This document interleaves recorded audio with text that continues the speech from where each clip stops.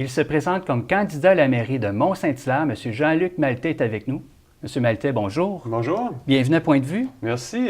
Merci beaucoup de l'invitation, dernière minute. C'est très apprécié. Ça nous fait plaisir. D'emblée, je vous poserai la question, Oui. Qu'est-ce qui vous a motivé à vous lancer dans la politique municipale? Bien, en fait, c'est en même temps un petit rêve de jeunesse, ça, puis j'en parlais souvent aux gens. Je suis une personne qui a toujours été un peu critique envers la politique. Je vais être honnête, j'ai souvent chialé. Là, je me suis dit, c'est mes 40 ans cette année. Moi, je suis né en 77, donc 2017, je trouvais que c'est une belle opportunité de dire, fini le chialage, puis présente-toi toi-même, puis tu vas le vivre. Puis en même temps, je le fais sincèrement. Parce qu'en fait, j'avais pas rien à chialer sur ma ville, puis c'est un peu ça que ma campagne... Ça vous a donné le goût de passer à l'action. De passer à l'action, puis de crier l'amour pour ma ville. D'ailleurs, on a pu voir de nombreuses affiches avec le logo du Oui. cœur Oui. J'aime MSH, Mont-Saint-Hilaire. Oui, exactement. Qu'est-ce qui vous a mis la puce à l'oreille pour être aussi original? Parce que vous n'avez pas de photos sur vos pancartes électorales. Oui, exactement. Je voulais faire une campagne indépendante et puis sans aucune sollicitation.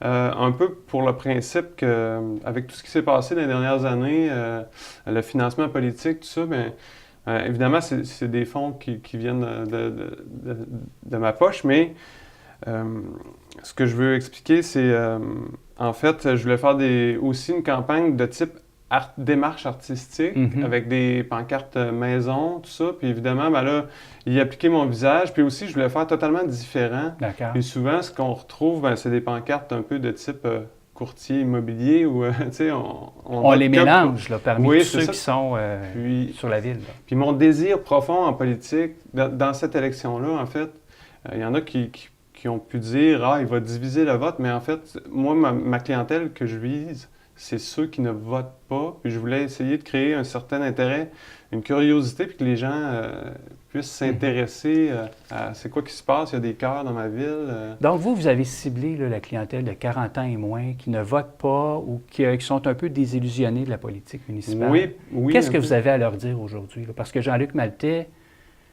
les gens du grand public ne vous connaissent pas non plus. Exactement, c'est clair. Puis je vais être honnête, j'ai négligé un aspect quand même crucial en politique qui est le porte-à-porte. Moi, je fais ça tout seul.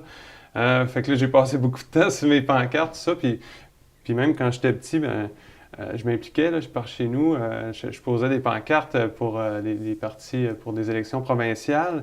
Et puis tout ça. Puis on a quelque chose d'extraordinaire à Saint-Hilaire. C'est qu'on a, il a été réélu automatiquement. Là. On a Émile Grenon-Gilbert, qui est un petit gars incroyable. Puis des gens comme ça. Puis Émile, il y a un an, j'ai dit, pourquoi, Émile, tu te présentes pas à la mairie? Tu sais, j'aimerais ça voir un jeune comme toi. Puis il m'avait dit, tu sais, ça prend le dos large, puis tout ça. Puis tu sais, moi, dans le cadre de mon travail...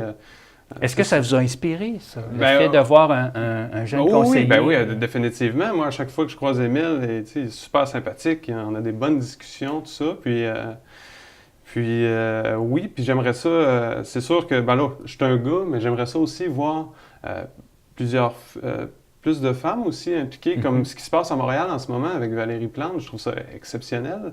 Fait que c'est un peu ça. Puis... Mais revenons à Mont-Saint-Hilaire. Oui. Parlez-nous de ce que vous proposez aux citoyens. Bien, là, dans le cadre de cette campagne-là, ce que moi, je déplore, puis c'est pratiquement... un hasard, là. C'est qu'on assiste à une campagne quand même de salissage, puis une campagne que moi je trouve somme toute négative, puis je trouve que l'amour que j'amène était contrebalance, c'est ça. Puis... Qu'est-ce qui vous dérange particulièrement? Quels sont les dossiers sur lesquels vous dites ça, il ne faut pas passer à côté de ça? C'est sûr que le A16, c'est le cœur, c'est l'enjeu, c'est le cœur, puis c'est là-dessus que, puis on va être honnête, que M. Corriveau se fait un peu salir. J'ai d'ailleurs inventé un terme politique, un nouveau terme qui est la compassion politique. Je me suis mis dans les pieds de M. Corriveau Et puis honnêtement, tu sais, le cœur, ça veut aussi dire courage. Puis tu sais, du courage en politique, ça en prend. Oui. Puis la A16, moi, je suis tout à fait d'accord avec les citoyens. Il faut prendre notre temps, tu sais, faut... Quelles sont les solutions que vous voyez ou si vous étiez élu maire, qu'est-ce que vous feriez au lendemain concernant le dossier de la A16? Vu que je suis pas maire encore, puis je ne vous cacherai pas que je suis réaliste dans cette démarche-là. Puis tout ce que je veux, c'est provoquer quelque chose, tu sais, puis que ce soit... je pense qu'au final, ça va être positif, là, tu sais. N'importe quelle issue, je vais être satisfait. Mais tout de suite en partant, de voir que les promoteurs, ils mettent déjà sur la tête de la municipalité une poursuite, moi, j'aurais comme message à dire en partant, enlevez-nous ça, parce que là, moi, c'est une campagne d'ouverture.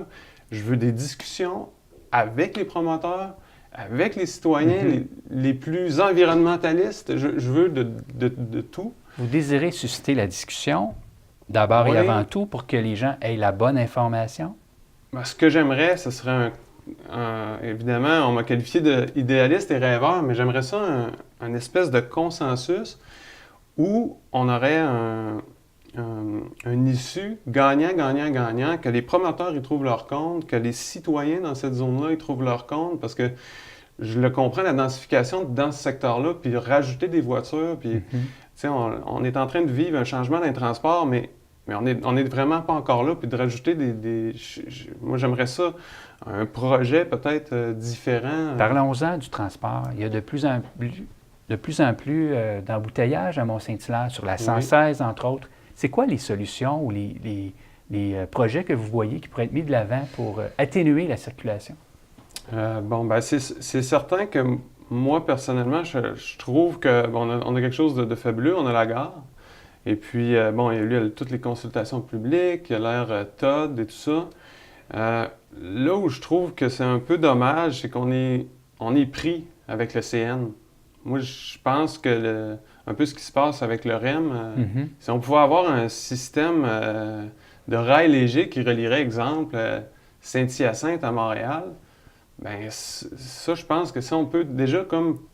Donc, augmenter les heures de transport. Puis pas être tributaire du CN, puis eux qui gardent leur rail, nous, on va avoir les nôtres, puis on va faire qu'est-ce qu'on veut avec. Par contre, on va vérifier, tu sais, qu'ils entretiennent bien leur affaire, puis on va valider que... Parce qu'on ne se cachera pas, là, les trains, c'est majeur. Là, quand ils passent, il y en a un nombre effarant. Mais... Est-ce qu'il y a d'autres dossiers qui vous interpellent à Mont-Saint-Hilaire? C'est sûr que le fameux plan d'urbanisme durable, il y a une belle consultation, on a quelque chose là-dedans. Je déplore un peu que la Ville, pendant une campagne électorale, elle fait beaucoup, fait de la publicité. D'ailleurs, je veux juste souligner, parce que moi, j'ai fait des pancartes exclusivement pour encourager les gens d'aller voter. Puis la Ville de Belleuil le fait, elle. La Ville a fait des pages pleines uniquement pour dire aux gens de Belleuil d'aller voter. Puis ça, peu importe le candidat ou la candidate. Peu importe. Puis moi, c'est ça que je veux. Moi, mon rêve politique, ce serait que à Mont-Saint-Hilaire, on a le plus haut taux de participation au Québec en termes de votation. Puis en quoi vous voulez encourager, de quelle façon vous souhaiteriez encourager les gens à aller voter le 5 novembre prochain? Eh bien, là, c'est sûr que moi, j'ai fait une campagne un peu particulière. J'ai essayé de trouver, de susciter un certain intérêt.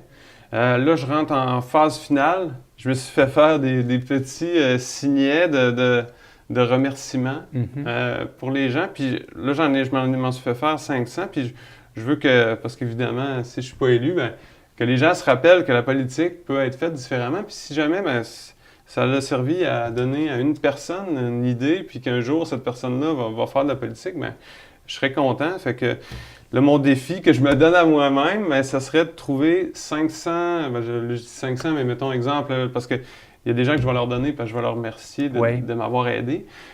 Mais mettons, on trouver exemple, on va dire un chiffre, là, parce que les gens aiment ça, avoir des chiffres. Alors, 400 personnes qui n'ont pas voté en 2013, mais qui vont aller voter en 2017. Fait que déjà là, ça sera quelque chose. Moi, ce que je Donc, disais... dans le pool que vous êtes fait, vous dites, dans ma clientèle de 40 ans et moins, je souhaite qu'il y ait une partie majoritaire de gens qui ne votent pas normalement, Mais Ouais. compte tenu de la situation, je les encourage à aller voter. Oui, mais j'ai vraiment aucune clientèle. Moi, j'ai beaucoup jasé avec des personnes âgées, des longues discussions. Puis j'adore ça parce que je trouve qu'on a une belle diversité de population à Saint-Hilaire, les jeunes, personnes âgées, tout ça. Et puis, je fais aucune promotion de moi-même. Fait que quand je parle aux gens, je dis pas votez pour moi, je dis vous allez aller voter? Oui, ok, parfait, je suis content. Tu sais, moi, c'est juste ça que je fais la promotion, mais en même temps, je voulais quand même que, malgré mes petites capsules humoristiques, je voulais Vous que avez ça... utilisé d'ailleurs beaucoup les réseaux sociaux, dont Facebook, pour faire valoir votre point de vue. C'est ça. Fait que je voulais quand même que ma campagne soit, somme toute, sérieuse, parce que je voulais pas non plus que les gens disent ah, c'est un humoriste qui fait des jokes, puis qui fait... Parce que j'ai fait des capsules sur l'art, les transports... Les sujets qui vous interpellaient. Des sujets, oui, qui me tiennent à cœur, évidemment, là, sans faire de jeu de mots. Mais c'est un peu ça, puis d'essayer de... Bref, c'est un peu éclaté, c'est un peu artistique, c'est un peu... C'est hors norme, je fais de ma campagne en T-shirt. Monsieur Maltais, il nous reste quelques secondes. Oui. La parole est à vous, vous pouvez vous adresser directement aux citoyens. D'accord, donc... moi, la seule chose que je demande, c'est que le plus de gens aillent voter le 5 novembre, puis... évidemment, même si c'est pas pour moi, allez-y. Moi, je veux le plus haut taux de votation du Québec à Mont-Saint-Hilaire. Monsieur Maltais, merci beaucoup et bonne fin de campagne. Merci beaucoup. Bonne journée.